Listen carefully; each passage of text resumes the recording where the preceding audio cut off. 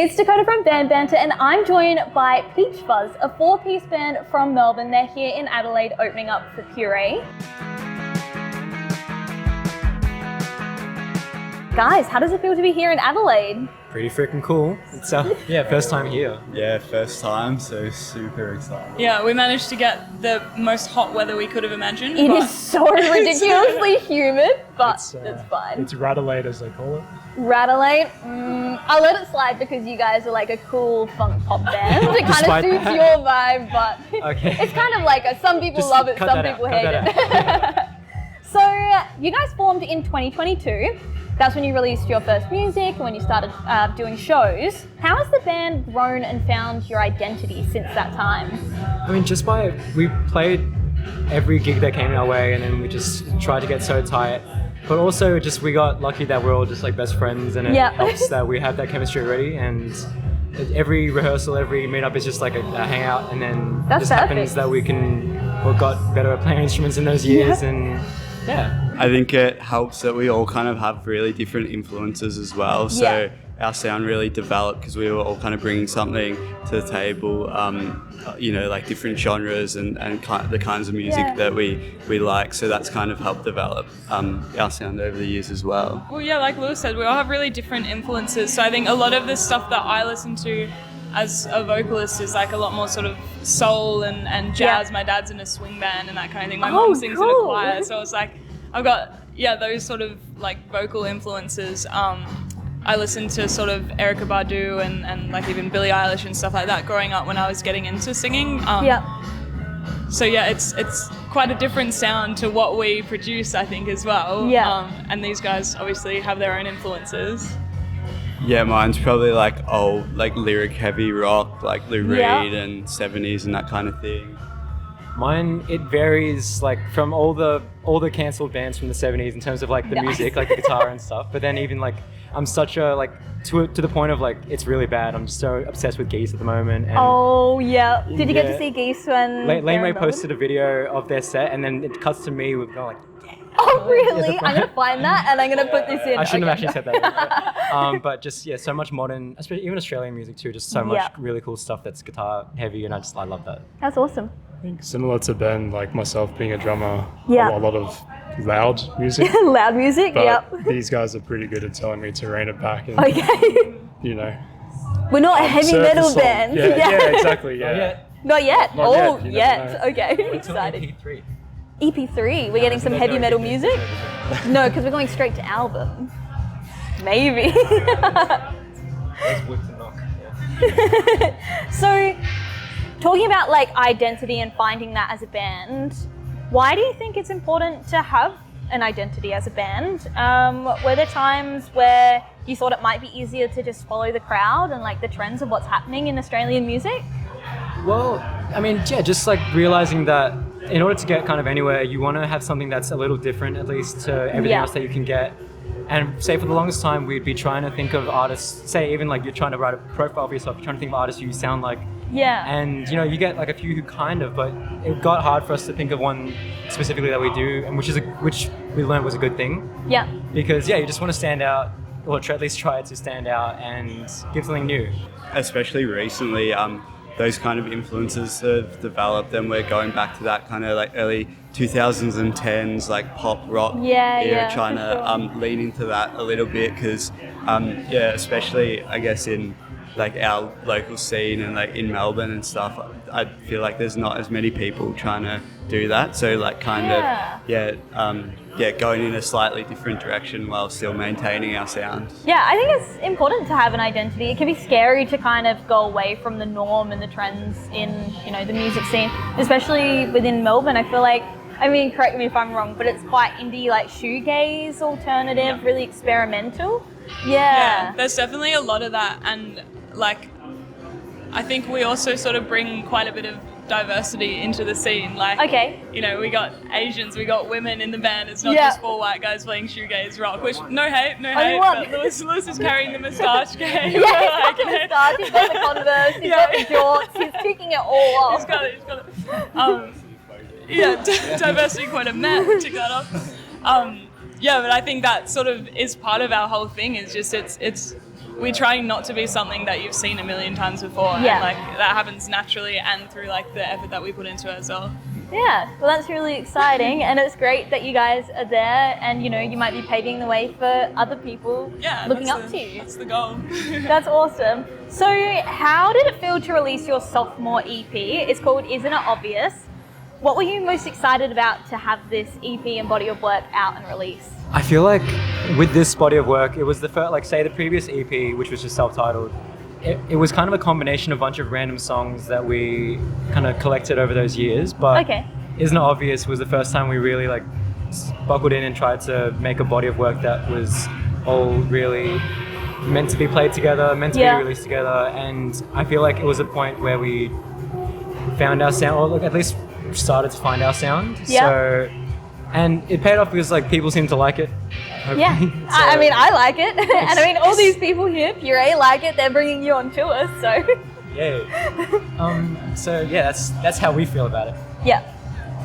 Yeah, I think even down to the EP cover art. I love the cover art. It's so cute. It reminds me of like a sitcom. Yeah. Everyone keeps saying sitcom like Arrested Development or something. Yeah. I had a whole love thing it. with our managers like, oh, I don't really love it, and then she's Oh, like, really? And then she brings it up all the time. Like, oh, well, if she's butting heads about something, it's like, well, cover art, and I was like, okay. Yeah, it's fine. Yeah, she's amazing. Big shout out to Amy for that call. Yeah, she does. I love it. It's so cool. We had some references. I think we had some people say, "Oh, that reminds me of The Breakfast Club," or like certain movies or TV shows. So it was kind of cool that like they can put two and two together. Exactly. Yeah. That's awesome.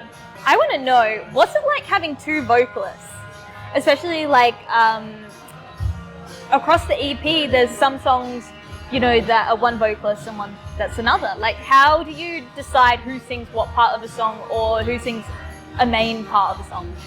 It kind of usually comes pretty naturally for whatever the song is that we're working on. One of us will just sort of be like, oh, I know what I want to say on this. And I don't think there's really been many times where we've, you know, fought over who's going to be singing or anything. It just sort of happens. And if it's like, oh, I've done this part of the song and I'm happy with this, but I don't know what to do here, then it's nice to have that other person to bounce off. And or like, you know, Ben will do a verse and I'll do the chorus, or however it goes.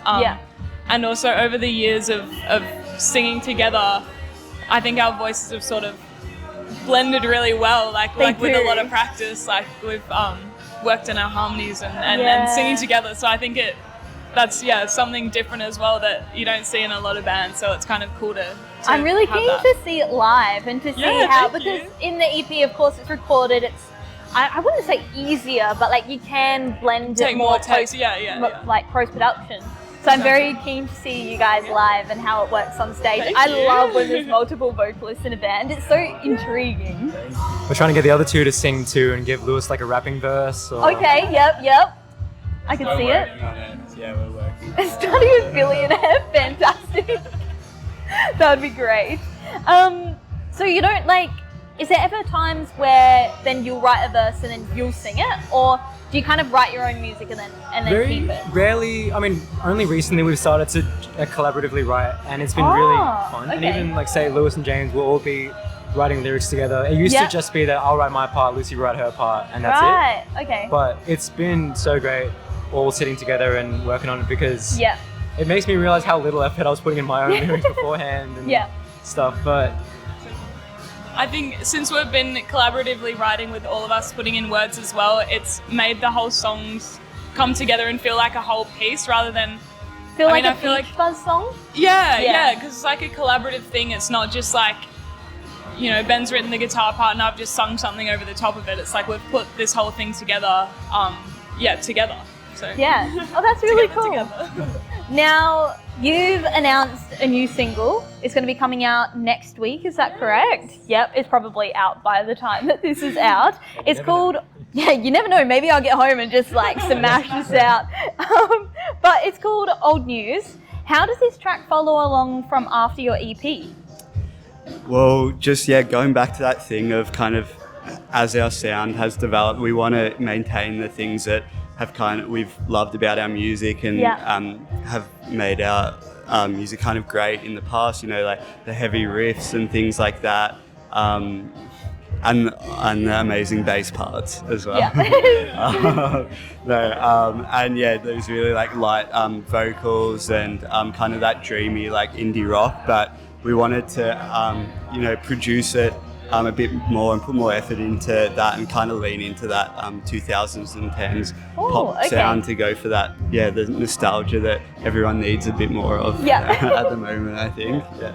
Kind of like pushing ourselves out of our comfort zone, because honestly, after Is Not Obvious, I was hoping to go more like rock and more like away from the pop, but then I was like, you know what? It would be kind of fun leaning more into the pop thing, because pop is just fun, and it is. Pop is fun. I feel like you can dress pop up like in any different sort of way. Rock, I don't know, you can dress rock up, but I feel like it's more in its lane, where pop you can like add in so many different elements. Exactly. And pop just means popular. Are you anti-popular? Yeah. No, we want Peach Fuzz to be the most popular, actually. And so with this track, was it meant to be included in the EP, or did the concept for it kind of come after the EP? What did we write like a week ago? Oh, really? It was like a quick one? In ways, I guess, well, you could say inspired by how we approached the EP and taking the best bits of that and pushing it forward into this year of we want to, put out more music, but take different avenues, as Ben said, and to Lucy's point, collaborate more. And it's not just, okay, Ben writes a guitar part because he's the guitarist, or, it's, Awesome. Well, I'm excited to see how this collaboration kind of manifests in this new song, and you better go and stream Old News. Or else. They're going to come and get you if you don't.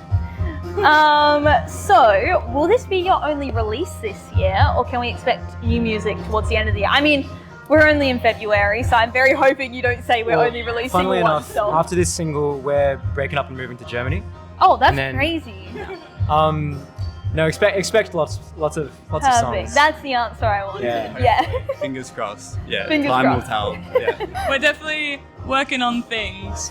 These cats are cooking. Okay. So maybe we can expect a Peach Fuzz headline tour at the end of this year? I don't even know what I'm eating for breakfast tomorrow, so we can't really plan that far in. That's it. But we'll see. Yeah, time will tell. I do. Amazing. You already know. Perfect. Well, that's very exciting. Another thing that's really exciting is you guys are playing a show at Palais Theatre. You're playing with O'Daisy. It's already sold out, which is amazing. Why do you think it's important for opportunities like the Next On that Live Nation is doing for emerging acts? Well, the whole point of that Next On program is to give emerging acts a chance to play on stages that are like iconic and huge and that feel a bit out of reach more than a bit out of reach at the time. And it's a really cool program, and just, I don't know, it's a nice reminder that people do still care about emerging acts and not just what already exists, and especially what already exists outside of Australia coming in, which is such a big thing, like tall poppy and not supporting local and supporting local. So I'm really happy about it. I'm so excited for that show. We all are so excited for that show. And it's going to be amazing. Do you have any big plans for the show? Smash your head into a gong again. Smash your head into a gong. I want to hear more again. Okay. So this was maybe a couple of years ago, and we hired a gong for our first headline in quite some time. And naturally, I was the volunteer that had to hit my head against the gong at the start of the show. So found a old, was it lime bike helmet? In Collingwood, and I wore that, and Rest in peace. Rip Picasso. But maybe bring something like that back again. But we'll see. Cool. I'm pushing for it. I don't know about these guys. You want to hit your head against a gong again? Yeah. I'll just go straight for it. Exactly. We might have to find a different percussive instrument. Maybe it's something. A triangle. Cowbells are pretty cool. Yeah. Big slab of concrete. A giant cowbell. Well, that sounds very exciting. If you want to go and see a gong on stage, I mean, it's already sold out, so you're just going to have to wait and see what happens on social media. It's going to be a surprise. But it's so exciting, and I'm so happy that it's sold out for you guys, because what a cool opportunity. I love it. It's been amazing to meet you guys and have a chat. You too. Make sure you check out their new single. It's coming out next week, but it's probably already out now. And make sure you check out the EP as well if you haven't, and that super cool cover art. Thank you guys so much. Thanks, Dakota. Thank you.